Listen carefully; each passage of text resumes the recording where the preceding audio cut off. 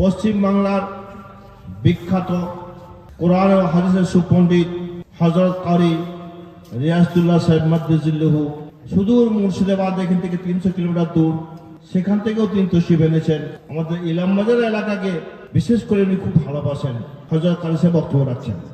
আসসালামু আলাইকুম ওয়া রাহমাতুল্লাহি ওয়া বারাকাতুহু। ওই মিডিলে দেখছি ফাঁকা ফাঁকা লাগছে। আলহামদুলিল্লাহি নাহমাদুহু ওয়া নাস্তাঈনুহু ওয়া নাস্তাগফিরুহু ওয়া নু'মিনু বিহি ওয়া নাতাওয়াক্কালু আলাইহি ওয়া নাউযু বিল্লাহি মিন শুরুরি আনফুসিনা ওয়া মিন সাইয়্যাতি আ'মালিনা মান ইয়াহদিহিল্লাহু ফালা মুযিল্লা লাহু ওয়া মান ইউদ্লিলহু ফালা হাদিয়া লাহু ওয়া নাশহাদু আন লা ইলাহা ইল্লাল্লাহু ওয়াহদাহু লা শারীকা লাহু ونشهد أن سيدنا وسندنا وحبيبنا ومرشدنا ومولانا محمدا عبده ورسوله أما بعد فقد قال الله تبارك وتعالى في كلامه المجيد والفرقانه الحميد أعوذ بالله من الشيطان الرجيم بسم الله الرحمن الرحيم يا أيها الذين آمنوا لا تلهكم أموالكم ولا أولادكم عن ذكر الله ومن يفعل ذلك فأولئك هم الخاسرون قال الله عز وجل في موضع آخر واعتصموا بحبل الله جميعا ولا تفرقوا قال رسول الله صلى الله عليه وسلم من بنى لله مسجدا بنى الله له بيتا في الجنة أو كما قال عليه الصلاة والتسليم। মোহতারাম মাননীয় সম্মানীয় যোগ্যতম সভাপতি সাহেব, শ্রদ্ধেয় ওলামায়ে কেরামগণ, উপস্থিত হাজিরানে মজলিসের শ্রদ্ধেয় বাবারা ও ভাইয়েরা, পর্দার আড়ালের পর্দা নাশিনা আমার মায়েরা ও বোনেরা, সকলের কাছে রইল আমার শ্রেণীমতো সালাম ও শুভেচ্ছা। আল্লাহ পাক তাবারক ওয়া তাআলার লাখ শুকরিয়া, যে মহান আল্লাহ পাক আজ আমাদেরকে এই দ্বীনি মজলিসে আসার বসার তৌফিক দিয়েছেন। মহব্বতের সাথে উচ্চ আওয়াজে একবার সেই মহান আল্লাহর শুকরিয়া আদায় করি, জোরে সোরে মহব্বতে বলি আলহামদুলিল্লাহ। কি বাবা, একটু জোরে বলি আলহামদুলিল্লাহ। তারপরে প্যারা নবী আকাই নামদার তাজদার মদিনা আহমদ মুস্তাফা মুহাম্মদ মুস্তাফা, সকলে বলি সাল্লাল্লাহু আলাইহি ওয়াসাল্লাম। তার উপরে লাখ দুরূদ ও শান্তি ধারা বর্ষিত হোক বলে আল্লাহুম্মা আমিন। মোহতারাম, বড় গুরুত্বপূর্ণ মজলিস, যে মজলিসকে রহমতি, বরকতি এবং জান্নাতি বলা হয়েছে, জোরে বলি আলহামদুলিল্লাহ। এই রহমতি, বরকতি, জান্নাতি মজলিসে যে বসতে পেরেছি, এটা আমাদের বাহাদুরি নয়, আল্লাহ পাক আমাদেরকে বসার তৌফিক দিয়েছেন, তাই বসতে পেরেছি। ভাই মোহতারাম, আমরা সকলে জানি, একটু আগে আমি যখন এলাম তখন এক মহাশয় বলছিলেন এই মজলিসটা জান্নাতি মজলিস আর বাজারটা কি গো জাহান্নামের মজলিস। কিন্তু আজ মুসলমান আমাদের এমন অভ্যাসে পরিণত হয়ে গেছে যে আমরা বাজারটার মহব্বত ছাড়তে পারিনি। বলতে বাধ্য হলাম, আমার মনে হচ্ছে এইখানকার মানুষে জীবনে বাদাম, ঝালগোলা, চানাচুর, বেগনি খাইনি, আজকে জালসা হয়েছে, দোকানে বসে আছে, জান ভরে খেয়ে নেবে। কি বলেন জি বাবা? তো তাই, সুবহানাল্লাহ। উচিত ছিল যত লোক এখনো বাইরে ঘুরে বেড়াচ্ছেন, তারা যদি এসে মজলিসে বসে যায়, এই মজলিসে এখনো জায়গা হবে না। ভাই দোস্ত আমার, সেই জন্য আমি অনুরোধ করব, জানা নাই আমরা কে কতদিন আর এখানে আছি বাবা।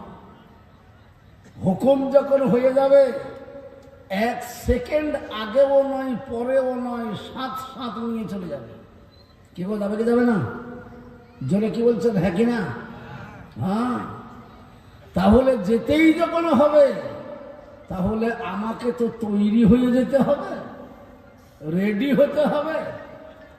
আপনি বাড়ি থেকে বাইরে গেছেন কাজ করতে, কেউ দিল্লি, কেউ বোম্বাই, কেউ বেঙ্গালোর, কেউ মাদ্রাজ, কেউ চেন্নাই, কেউ কেরালা কাজে গেছেন।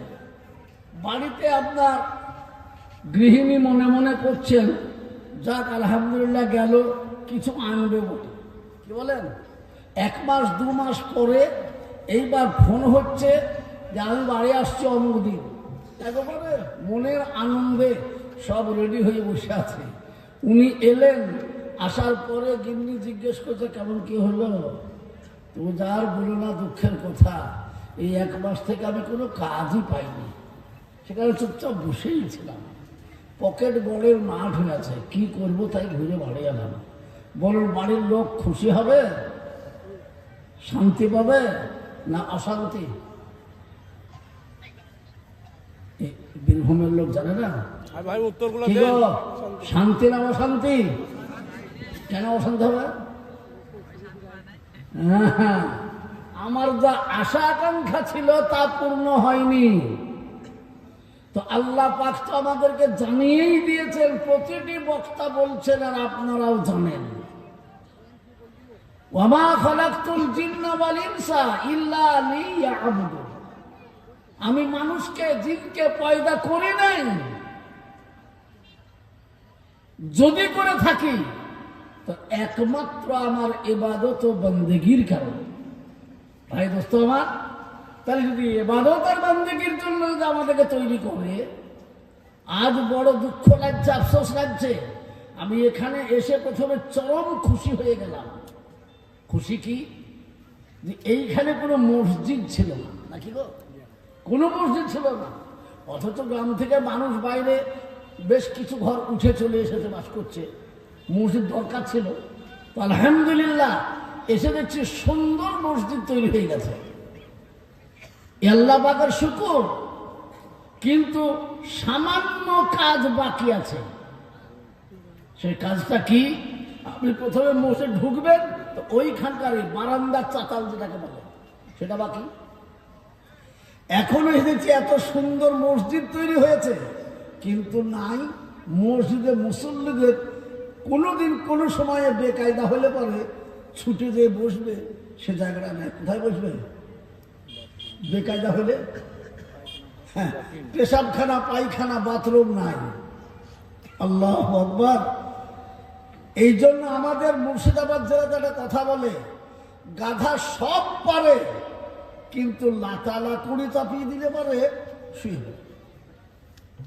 কি গো ভাই মোহতারাম, আমরা সব পেরেছি, আর ওইটুকু ইচ্ছা করলে পারতাম না? পারবো ইনশাআল্লাহ। সেই জন্য আমি অনুরোধ করব, আসুন সকলে বসুন। আমরা আমাদের নিজের মান সম্মান ইজ্জতকে রক্ষা করব। জোরে বলুন ইনশাআল্লাহ। ওই জোরে মহব্বত একবার ইনশাআল্লাহ বলুন। মহব্বত আরো জোরে বলুন ইনশাআল্লাহ। আমি একবার নারা লাগাবো, সবাই জোরে আল্লাহু আকবার বলতে পারবেন? আল্লাহু আকবার আওয়াজটা যত দূর পর্যন্ত পৌঁছাবে, তত দূর পর্যন্ত শয়তান পালিয়ে যাবে আর আল্লাহর রহমত বর্ষণ হবে ইনশাআল্লাহ। একবার জোরে নারা লাগায় সবাই আল্লাহু আকবার বলুন, জোরে বলুন, নারায়ে তাকবীর। এতগুলো মানুষের আওয়াজ তো রাস্তাতেই গেল না এবার। হ্যাঁ, একবার জোরে সরে লাগায়, জোরে বলি নারায়ে তাকবীর। আল্লাহু আকবার। আল্লাহ আমাদেরকে সুমতি দান করুক। যে কদিনই দুনিয়াতে বেঁচে থাকবো, আল্লাহ পাক তাবারক ওয়া তাআলা যে উদ্দেশ্যে পাঠিয়েছেন আমাদেরকে, তার উদ্দেশ্য সফল করব। জোরে বলুন ইনশাআল্লাহ। ওই মহব্বতের সাথে বলুন ইনশাআল্লাহ। আল্লাহ পাক আমাকে আপনাকে কবুল করুক। জোরে বলে আল্লাহুম্মা আমিন। ইবাদত মানে আমরা শুধু বুঝি নামাজ আর রোজা না, নামাজ রোজা ইবাদতের ভেতরে একটা জিনিস, কিন্তু ইবাদত কুল্লু আমরিন জিবালিন লাম ইয়াবদা বিবিসমিল্লাহ ফাহুয়া আবতা ওয়াক্তা। এই লোকটা কে? এ বাবা, তোমাকে চা খাওয়াইতে ভুলেছে না? ওঠো ওঠো ওঠো, আরে খাওয়া হলো না, ওঠো, যাও বাবা। দেখো দেখি, ব্যবসা চলে বাইরে, এখন এরা দেখছে ওর ভেতরেও এত দরদি। সুবহানাল্লাহ, আল্লাহু আকবার। আল্লাহ আমাদেরকে তৌফিক দান করুন, বলেন আল্লাহুম্মা আমিন। আমি বলছিলাম কি, ইবাদত কাকে বলে? ইবাদত নামাজ রোজা হজ যাকাতই শুধু নয়, এর পরেও আছে। প্রতিটি মুসলমান যে কোনো কাজ করবে আগে আল্লাহর নাম নিয়ে শুরু করবে, সেটাই তার ইবাদত। বলুন সুবহানাল্লাহ। আপনি বাড়ি থেকে বেরিয়ে যাচ্ছেন, মাঠে কাজ করবেন, তো আল্লাহর নাম নিয়ে বেরিয়ে যান। যতদূর পর্যন্ত আপনার যাওয়ার দরকার ততদূর যাবেন, তো আপনার কদমে কদমে নেকি আর কদমে কদমে গুনাহ মাফ হবে। বলুন সুবহানাল্লাহ। মাঠে বসবেন, কাজ শুরু করবেন, তো বিসমিল্লাহ বলে কাজ শুরু করুন, আল্লাহর নাম নেন, তো যতক্ষণ মাঠে কাজ করবেন আপনার ইবাদত হবে। সুবহানাল্লাহ। এই আমরা বুঝি জানি, কিন্তু জেনেও আমরা জানাশোনা হয়ে যাই। অনেকে জানেন, প্রত্যেকটি লোকেই জানেন, খাবার খেতে গেলে প্রথমে বিসমিল্লাহ বলতে হয়। কি হয়, হয় না? যেটা বল হয় না? মাঠে থেকে কাজ করে দুপুরবেলায় বাড়ি এসেছেন, খুব খিদে লেগেছে বাবা, তাড়াতাড়ি গোসলটা করে নিলেন, বিবি এসে ভাত খুলে দিল, যেমন ভাত খুলে দিল আর তাড়াতাড়ি করে ভাতটা নিয়ে একবার দুবার ঘপ ঘপ করে মেরে দিয়ে তারপরে পানি একটা মেরে দিলেন। দেওয়ার পরে এইবার যখন ভাত তুলতে আছে, কি বিসমিল্লাহ বলা হয় না? তো এমন হয় না? যারা বলুন আপনারা সবাই, এমন হয় না?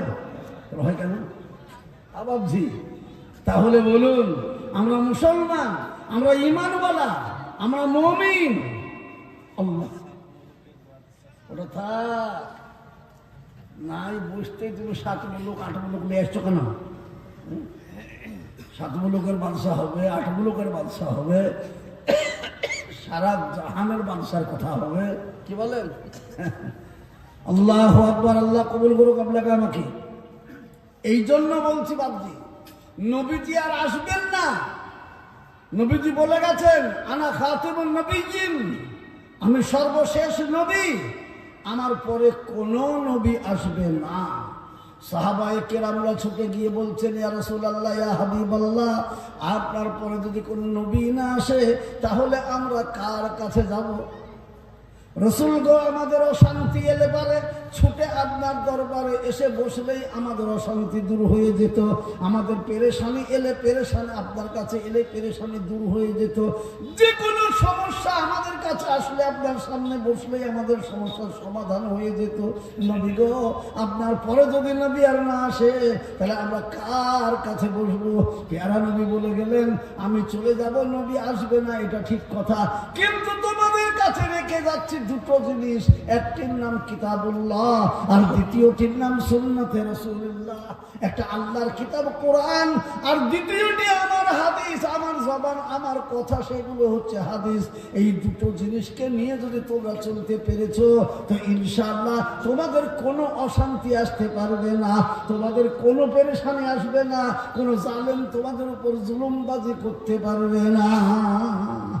আজ মুসলমান, তারপরে বাবার নবীজি বললেন, তোমরা যদি কেউ কোরআন পড়তে নাও পারো, কোরআন নাও জানো, তো শুনে নিয়ে তোমাদের কাছে থাকবে কিয়ামত পর্যন্ত একটা দল, সেই দলটির নাম হচ্ছে উলামায়ে কেরাম। সুবহানাল্লাহ। কি বললাম? উলামায়ে কেরাম। তোমরা যদি একান্তই আমাকে দেখবো মনে করো, তো আমি তোমাদেরকে বলে যাচ্ছি, শুনে নাও, ওই উলামায়ে কেরাম আছে দুনিয়াতে। মান রাআনি আলিমান ফাকাদ রাআনি, কেউ যদি আলেমকে দেখে নিয়েছো, তো আলেমকে দেখো নাই, তুমি আমাকে দেখে নিয়েছো। জোরে বলুন সুবহানাল্লাহ। আজ এখানে দেখছি সমস্ত মানুষ কথা বলার জন্য উজা করেছেন নাকি? বাবা আপনারা তো চেনেন আমাকে, আমার মজলিসে যদি সুবহানাল্লাহ আলহামদুলিল্লাহ আল্লাহু আকবার না হয় তো আমার কথা বলা ভালো হয় না। জি, সেই জন্য বলছি, নবীজি বলে গেলেন মান আহাব্বানি আলিমান ফাকাদ আহাব্বানি, কেউ যদি একজন আলেমকে অন্তর দিয়ে মহব্বত করলো তো সে আমাকে মহব্বত করলো। জোরে বলুন সুবহানাল্লাহ। মান সাফাহানি আলিমান ফাকাদ সাফাহানি, কেউ একটা আলেমের সঙ্গে হাতে হাত দিয়ে মুসাফা করলো তো নবী বলছেন তুমি আলেমের হাতে হাত দাওনি, বরং তুমি আমার হাতে হাত দিয়ে মুসাফা করেছো। যারা বলুন সুবহানাল্লাহ। দোস্ত আমার বুজুর্গ, তাই আমি বলবো আজ আলেম ওলামা এখানে প্রচুর আছে দেশে, সুবহানাল্লাহ। আলেম ওলামাদেরকে দেখুন, আপনাকে নবীকে দেখা হবে, আর নবীকে যে দেখবে আল্লাহর সঙ্গে তার সম্পর্ক তৈরি হবে। জোরে বলুন আলহামদুলিল্লাহ, আলহামদুলিল্লাহ। তাই আল্লাহ পাক আমাদেরকে বললেন ইয়া আইয়ুহাল্লাযীনা আমানু, ও ঈমানওয়ালা তারা নিজকে বলে আমরা মুমিন মুসলমান, তারা কান খুলে শুনে নাও। লা তুলহিকুম আমওয়ালুকুম ওয়ালা আওলাদুকুম আন যিকরিল্লাহ, তোমরা তোমাদের সন্তান সন্ততি মালমাত্রা টাকা কড়ি জমি জায়গা ঘর বাড়ি স্ত্রী পুত্র আত্মীয় স্বজন তাদেরকে ধ্বংসের রাস্তা অবলম্বন করায়ও না, আল্লাহর জিকির থেকে তোমরা দূরে সরিয়ে রেখো না। আজ মুহতারাম বুজুর্গ দোস্ত, এমন অবস্থা আমরা এখনো পর্যন্ত দেখতে পাচ্ছি। বাবা বাবা মারা গেল, মা মারা গেল, তার জানাজা পড়াচ্ছে অন্য একজন ব্যক্তি, ইমাম সাহেব। এমন ছেলে তৈরি হলো না নিজের ছেলে নিজের বাপ মায়ের জানাজা পড়াবে।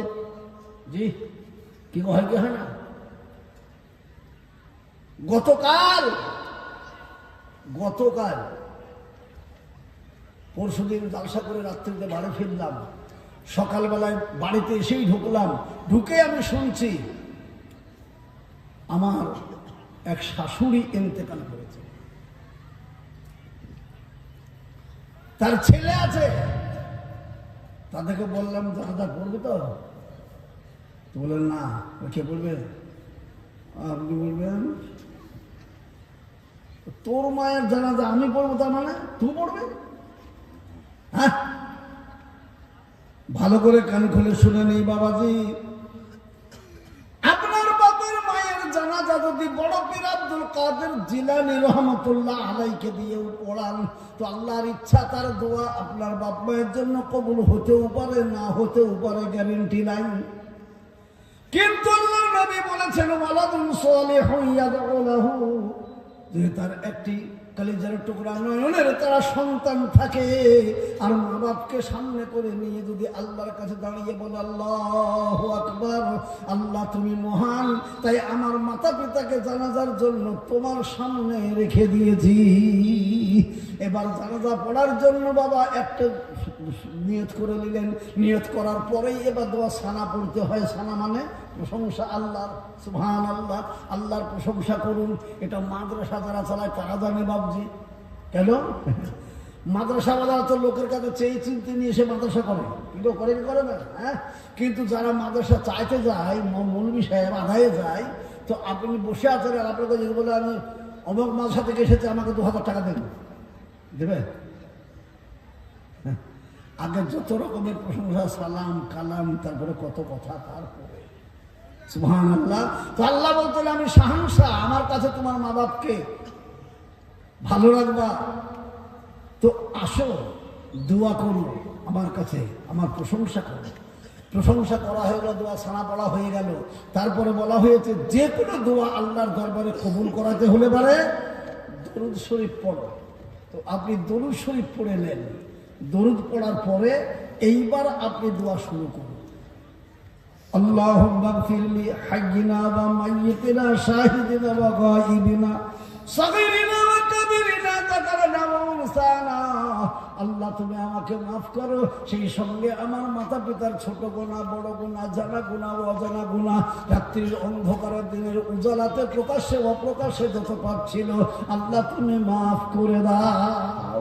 রব্বুল আলামিন বলে, বান্দারে তুমি যখন তোমার মাতা পিতাকে আমার সামনে রেখে দিয়ে মাতা পিতার সামনে তুমি দাঁড়িয়ে যখন দোয়া শুরু করে দিয়েছো, আমি রহমানুর রহিম, আমার এক নাম গফুর। বান্দা তুমি দোয়া পড়তে চলেছো, আমি তোমার মা বাপের গুনাহ মাফ করতে চলেছি।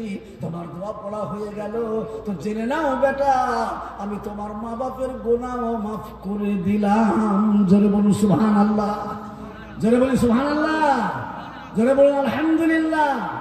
আমি তাই বলতে চাচ্ছি, আবার বলার উদ্দেশ্য একটাই, এখানে প্রয়োজন এই মসজিদে, কি মসজিদে প্রয়োজন, সামনে ঢুকবো তো চাতালটা যেন, বারান্দাটা যেন পাকা পাকা, নিজে পেশাব পায়খানার জায়গাটা ঠিক করে নেব, সঙ্গে সঙ্গে একটা মক্তব এই এখানে খুলে দেবো। জি, মক্তব মানে ছেলেরা, এই পাড়ার ছেলেরা এখানে কোরআন শিখবে, আলিফ বা তা সা জিম হা খ করতে করতে কোরআনটা শিখে নেবে। সে যদি আলেম নাও হতে পারে, মৌলানা নাও হতে পারে, সে কোরআনটা শিখুক, কিন্তু মশলা মশালি শিখে নেক, সে নিজের চলার মতো রাস্তাটা ঠিক তৈরি করে নেক। তারপরে যখন পিতামাতা ইন্তেকাল করবে তখন আমি নামাজ পড়বো এই মসজিদে। যখন এই মসজিদে নামাজ পড়বো রে বাবা, আল্লাহ পাকের রাসূল সাল্লাল্লাহু আলাইহি সাল্লাম বলেছেন, তুমি বাপের ওয়ারিস, বাপের সন্তান, মায়ের সন্তান। এই জন্য তুমি যদি দোয়া নাও করো তো তুমি নামাজ পড়ে যত সওয়াব পাবা, অতগুলো করে সওয়াব তোমার মা বাপের কবরে প্রতিদিন আল্লাহ পৌঁছিয়ে দেবে। যেরকম সুবহানাল্লাহ। শুধু তাই নয় রে বাবা, একবার যদি হাতটা তুলে বলতে পারেন, রব্বির হামহুমা কামা রাব্বায়ানি সাগীরা, এটাও যদি না জানেন আপনি বাংলা ভাষাতেই বলে দেন, আল্লাহ গো তোমার কাছে দোয়া করে আমার মাতা পিতাকে কবরে শান্তিতে রেখো। তো মহান আল্লাহ বলেন, বেটা তোর দোয়া আমি কোনোদিন ফিরিয়ে দিতে পারবো না, যেহেতু তুই সন্তান, তোর মা বাপের জন্য দোয়া করলে আমি কবুল করে নিলাম, তোর মা বাপের কবরটাকে আমি জান্নাতের বালাখানা বানিয়ে দেব। যারা বললাম আলহামদুলিল্লাহ, যারা বলি আলহামদুলিল্লাহ। সেই জন্য মসজিদ তৈরি করেছি, আলহামদুলিল্লাহ। মসজিদটাকে কি বলা হয় গো? মসজিদটাকে সাহাবায়ে কিরাম রাদিয়াল্লাহু তাআলা আনহুম নবীজির সামনে বসে আছেন, নবীজি বলছেন এই ঘরটি কি ঘর জানো? সকলে বলছে হুজুর গো এটা মসজিদ। তো আল্লাহ রাসূল সাল্লাল্লাহু আলাইহি সাল্লাম বললেন, এটা মসজিদ নয়, এটা মসজিদ নয়, এটা হচ্ছে জান্নাত। কেউ যদি মসজিদ দেখলো তো সে মসজিদ দেখে নাই, সে জান্নাত দেখে নিয়েছে। আল্লাহ স্বয়ং কোরআনে বলছেন, ফাদখুলি ফি ইবাদি ওয়াদখুলি জান্নাতি। যে ইবাদতের জন্য মসজিদে প্রবেশ করেছে সে মসজিদে প্রবেশ করে নাই, সে তার নিজের জান্নাতেই প্রবেশ করেছে। জোরে বলুন আলহামদুলিল্লাহ, জোরে বলুন আলহামদুলিল্লাহ। তাই নবী পাক সাল্লাল্লাহু আলাইহি সাল্লাম আমাদেরকে সব কিছু বুঝিয়ে দিয়ে চলে গেছেন। আমাদেরকে কিয়ামত পর্যন্ত এই দ্বীন, ঈমান, কোরআন, মসজিদকে আবাদ রাখতে হবে। আমরা রাখবো ইনশাআল্লাহ, ইনশাআল্লাহ, ইনশাআল্লাহ বলুন একবার মহব্বতে ইনশাআল্লাহ বলে সবাই হাত তুলে দেন একবার দেখি। ইনশাআল্লাহ কই সবাই? ওই আলোটার জন্য আমি সবাইকে দেখতে পাচ্ছি না। আমরা প্যান্ডেলটাকে ভুল করেছেন, মাঝখানে দু চারটে রড লাইন বেরিয়ে দিত, ওই লাইন ধরে রড বাঁধা কান্দ। সুবহানাল্লাহ, আল্লাহু আকবার। আল্লাহ আপনাকে আমাকে কবুল করুক, জোরে বলে আল্লাহ আমিন। আমি হাতকে উঠাতে বললাম তো কেউ উঠাইলো, কেউ উঠাইলো। তার মানে কি শুনেলেন? এখন যদি হাত উঠায় তো ঘাড়ে ফেরেশতা আছে, এক্ষণে আপনার নামটা লিখে নিয়ে আল্লাহর কাছে জমা দেবে, আর আল্লাহ আপনার নামটাকে দেখে চরম পরম খুশি হয়ে যাবে। তো আল্লাহ আমাদেরকে দেখে খুশি হোক এমন কাজ আমরা কেউ করতে পারবো না বা, সেই জন্য হাতটা তুলতে বললাম তো তুললেন না। একবার জোরে সোরে বলুন, আমরা যা ভুল করেছি করেছি, জীবনে আর কোনো ভুল করব না। আল্লাহ যাতে রাজি হবে সেই কাজ আমরা করব। জোরে বলুন ইনশাআল্লাহ। এইবার একবার মহব্বতের সাথে ইনশাআল্লাহ বলে সবাই হাত তোলেন, যার হাত উঠবে সে কামিয়াব। জোরে বলুন ইনশাআল্লাহ। আল্লাহ আল্লাহ আমাদেরকে কবুল করুক। জোরে বলে আল্লাহুম্মা আমিন, জোরে বলে আল্লাহুম্মা আমিন। ভাই মোহতারাম, তাই নবীজি বলে গেছেন আমি আসবো না, কিন্তু নবীজি তো কম কষ্ট করেনি বা। আল্লাহর নবী যাকে পয়দা না করলে কুল কায়নাত পয়দা হতো না, সেই নবী সাল্লাল্লাহু আলাইহি ওয়াসাল্লামকে পর্যন্ত মার খেতে হয়েছে এই দুনিয়াতে। কি গো, হয়েছে কি হয়নি? নবীজি মার খেতে কি খায়নি? আজ নবী গো আমার লাগাইয়া বাজার, শুয়ে আছেন সোনার মদিনায়। আজ নবী গো আমার লাগাইয়া বাজার, শুয়ে আছেন সোনার মদিনায়। আব্দুল্লাহর ইউরুশেতে মায়ামিনের সে কমেতে জন্ম নিলেন নবী আরব মক্কায়। নবী গো আমার লাগাইয়া বাজার, শুয়ে আছেন সোনার মদিনায়।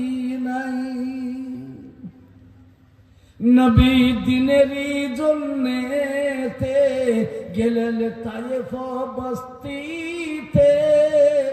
নবী দিনেরই জন্যেতে গেলেন তায়েফ বস্তিতে।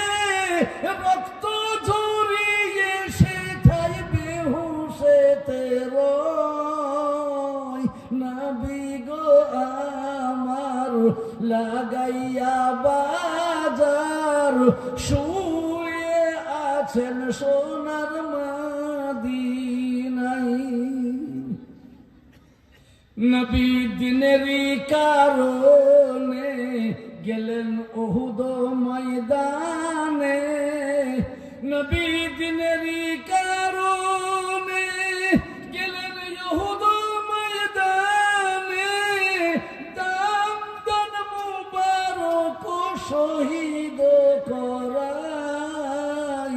নবী গো আমার লাগাইয়া বাজার, শুয়ে আছেন সোনার মদিনায়।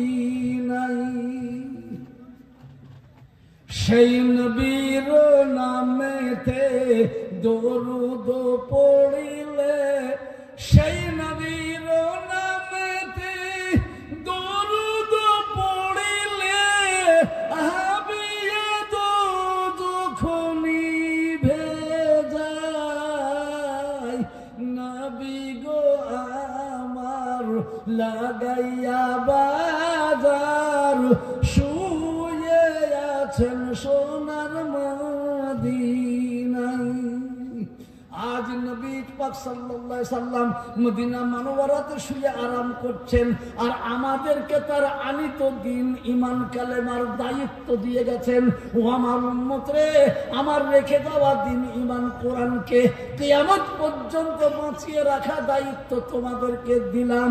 সেই দিন নবীজির সামনে যারা ছিলেন তারা হাত পেতে মেনে নিয়েছিলেন আর বলেছিলেন, রাসূল গো, আমাদের জীবনে এক বিন্দু রক্ত থাকা পর্যন্ত দিন ঈমান কোরআন থেকে আমরা দূরে সরে যাব না। জোরে বলি সুবহানাল্লাহ। কি জোরে বলি সুবহানাল্লাহ?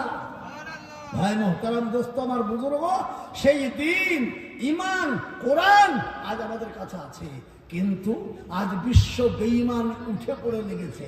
এই কিছুদিন আগে মেদিনীপুরের দীঘায় জালসা গিয়েছিলাম বাবা। দীঘাতে একটা মহিলা মাদ্রাসা হয়েছে, মাদ্রাসায় গেলাম, জালসা করছি।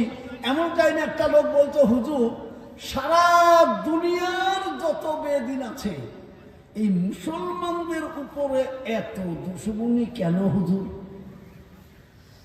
আমি তাকে বললাম, বাবা তুমি তো বেঁচে পেয়েছো ভালো। হ্যাঁ, তাকে বললাম, এই 3 তলা বিল্ডিংটা দেখছো? জি হ্যাঁ। আর এই দেখো এই পাশে 2 তলা টিন দিয়ে ছাওয়া 2 তলা দেখছো? জি হ্যাঁ। কিন্তু ডাকাতরা যদি জানতে পারে ওই তিনতলা বিল্ডিংই বটে, কিন্তু ওখানে কোনো মাল দৌলত নাই, ফাঁকা।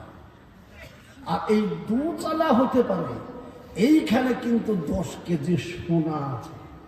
জোরে বলুন, দুতলাতে 10 কেজি সোনা আছে, আর তিনতলা বিল্ডিংটা ফুল ফাঁকা। ডাকাত কোন ঘরে ঢুকবে বলুন? তিনতলাতে না দুতলাতে? জোরে বলুন।